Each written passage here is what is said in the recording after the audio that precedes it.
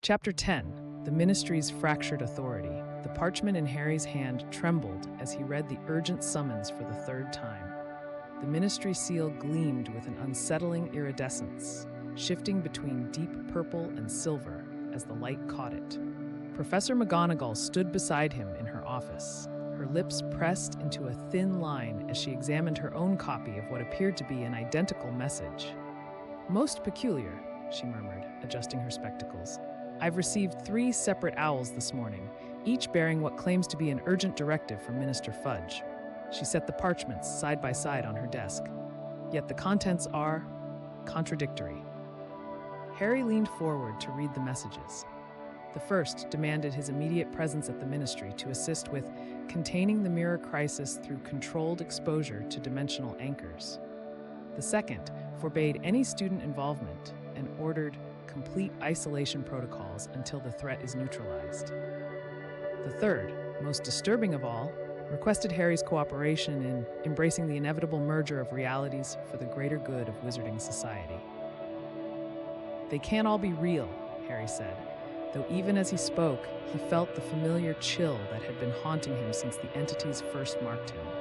The whispers at the edge of his consciousness seemed to pulse with each word he read. "Can they?" McGonagall's expression was grave. "That, Mr. Potter, is precisely what we must determine. The magical signatures on each parchment are authentic. The seals are genuine. Yet..." She picked up the third message, holding it at arm's length as if it might bite her. "This language is most unlike Minister Fudge. He may be many things, but he has never advocated for dimensional merger." A sharp knock at the office door interrupted them. McGonagall called for entry, and Ron and Hermione hurried in, both looking pale and worried. Ron's shoulder was properly bandaged now, though he still favored it slightly, and the cold marks from the entity's claws were barely visible beneath Madame Pomfrey's healing salves.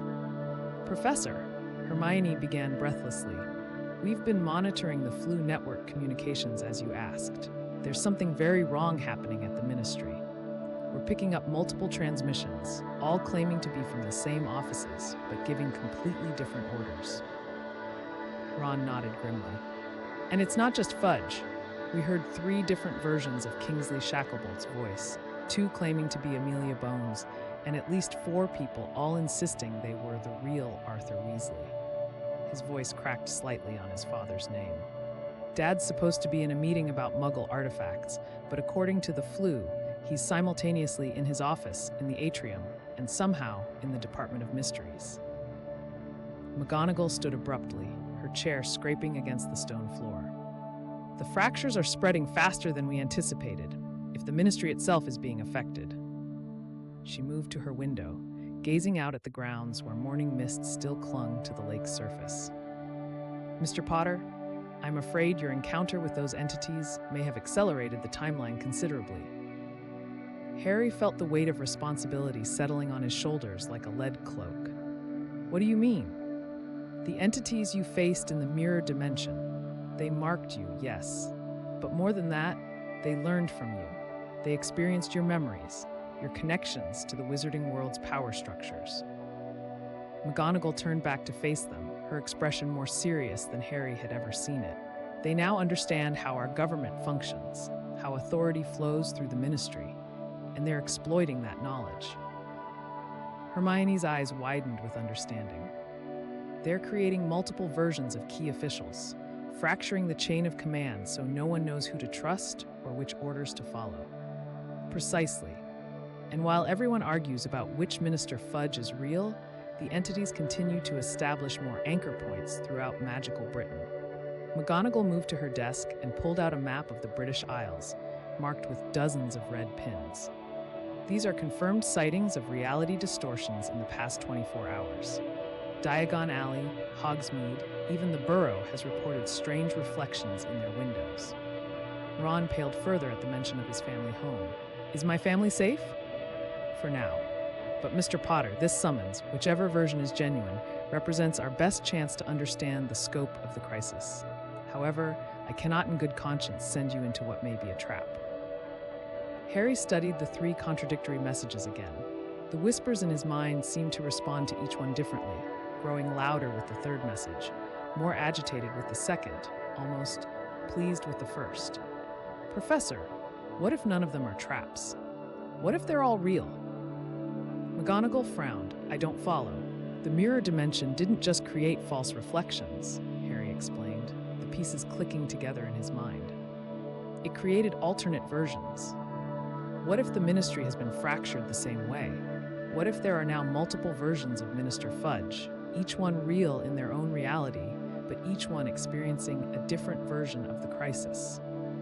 The silence that followed was heavy with implication. Hermione was the first to speak, her voice barely above a whisper. If that's true, then we're not just dealing with imposters or illusions. We're dealing with genuine authority figures who each believe they're the real one, each making decisions based on their own fractured reality. And each one potentially being influenced by the entities, Ron added grimly. McGonagall sank back into her chair, suddenly looking every one of her years. Then the question becomes, which reality do we choose to engage with? And how do we determine which version of events is primary? Harry folded the parchments carefully, his decision crystallizing. We go to all three. Absolutely not, McGonagall said sharply. The risk is the same whether I go to one or three, Harry interrupted. But if I can meet with each version of Fudge, maybe I can understand how the fractures work. Maybe I can figure out which reality is most stable, or find a way to merge them back together. Harry, that's incredibly dangerous, Hermione protested. What if the entities are waiting for you? What if this is exactly what they want? Harry met her concerned gaze steadily. Then we spring their trap on our terms, not theirs. He turned to McGonagall. Professor, you said the magical signatures were all authentic. Can you trace them? Find out exactly where each summons originated? McGonagall studied him for a long moment, then nodded slowly. I can, but Mr. Potter, if we do this, we do it properly. No rushing in alone. No heroic sacrifices. Her stern gaze included Ron and Hermione. This will require careful coordination and multiple contingency plans. What about Snape? Ron asked reluctantly. He knows more about the entities than anyone. Professor Snape is currently investigating reports of mirror fragments in Nocturne Alley, McGonagall replied. But you're right, we'll need his expertise. She moved to her fireplace, grabbing a handful of flue powder. I'll contact him immediately. As McGonagall's head disappeared into the green flames, Harry felt the familiar weight of an impossible choice settling around him. But this time, it felt different. The isolation he'd seen in the mirror of Eris's fractured reflection seemed less inevitable now. Ron and Hermione stood beside him, their loyalty unwavering despite the dangers ahead. Even the whispers in his mind seemed quieter, as if the entity's influence was weakened by the bonds of friendship. Harry, Hermione said quietly, whatever we find at the Ministry, whatever versions of reality we encounter, we stick together. No matter what they show us, no matter what they try to make us believe about each other. Ron nodded firmly, his hand moving unconsciously to his injured shoulder. Those things in the mirror dimension nearly tore us apart by making us doubt each other. We won't let them do it again. McGonagall's head reappeared in the fireplace, her expression grim. Professor Snape confirms that the situation is deteriorating rapidly. He's found evidence of at least 7 different reality fragments in London alone, each one containing slightly different versions of the same locations and people. She stepped out of the fireplace, brushing soot from her robes. He agrees that direct engagement may be our only option, but he insists on additional precautions. What kind of precautions? Harry asked. Tethering charms, similar to the dimensional anchor you were meant to use in the mirror space but designed for multiple reality fragments.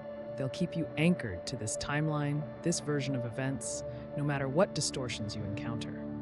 McGonagall moved to a locked cabinet and withdrew 3 small crystalline pendants.